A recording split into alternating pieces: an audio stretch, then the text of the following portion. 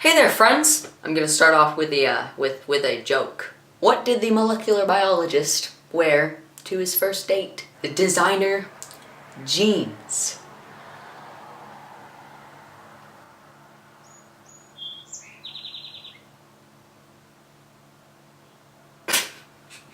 That was horrible. I am sorry for even telling you that joke. I'm just, you know what I'm gonna do? I'm gonna start the video over. Hey there, friends!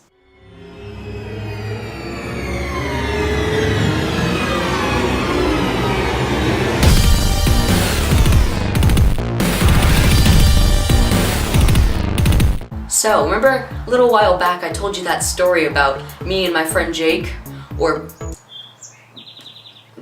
ex-friend Jake, and we went to this camp called Camp Hancock. Well, we stayed in these cabins that were like triangular shaped. So there's the door at the center at the bottom, and then there's large triangles, and it's like the roof was really steep and went all the way to the bottom. And inside these triangular cabins was a long hallway, which was lined with bunks. And if you don't know, by bunks, I mean bunk beds.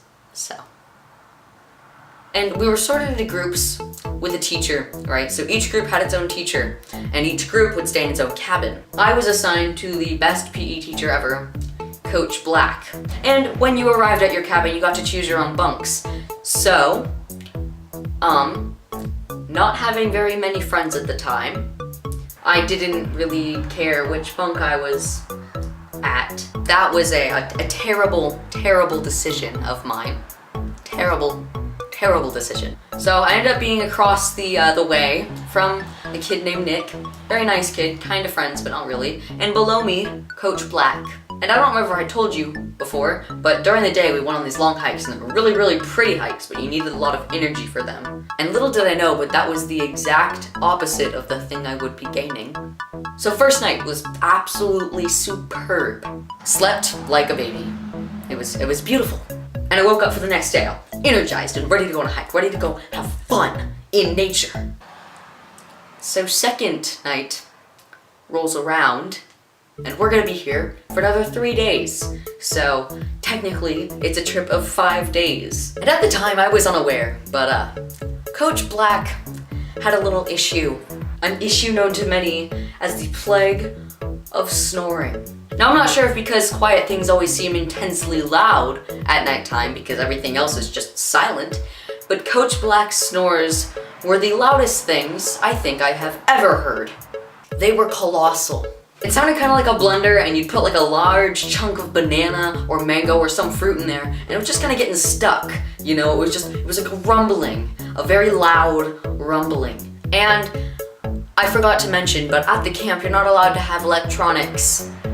You're allowed to have watches, but honestly, who owns a watch? Well, my 5th grade self didn't, and continued to this day. So I've absolutely no concept of time, and it's pitch black in the cabin, and everybody is asleep, except for me. And all I could think about was how the next day and the day after that, I was just gonna be incredibly fatigued, and all my friends were gonna be having this jolly time, hiking along, having fun in nature, and I was just gonna be dying. Luckily though, that didn't happen. No, it didn't happen. So the second night comes to a close as the sun rises from its slumber, and the third night rolls along. And you know, of course I was plagued with the curse of being an immensely light sleeper. Coach Black snores continue to rumble on, and once again my thoughts of me being fatigued and my friends having an enjoyable time pops into my head. And I just laid there, silently cried, just all alone, just little whimpers, tears, sadness, 5th grader's eyes just dribbling down my cheeks. Finally, my body gave up and I just fell asleep. Right, of course, like 2 minutes later, the sun comes up and we wake up. So then the 4th night rolls around, right? I guess Nick, the kid across from me, across the way, across the canyon, between our bunks, enjoys sleep talking. I was having a semi-decent night. It was more like subpar Chinese buffet food, you know? It's like, oh, this is okay, but it's not as good as I'd expect it to be. I'm half awake through Coach Black's snores when Nick wakes up, or doesn't wake up actually, and says my name. So now, on top of Coach Black's snores, I have some asleep kid trying to make unsensible conversation to me. All I want is to just have one good night full of sleep. Just one night where I cannot feel fatigued the next day and have a very nice hike, enjoying nature. But knowing me, that's the exact opposite of something I would get. So I make it through that terrible night with double the noise. And the fifth night rolls around. Well, I guess on top of sleep talking, Nick enjoys sleepwalking. The one design flaw with these bunks is that they don't have a rail dividing you and the canyon, right?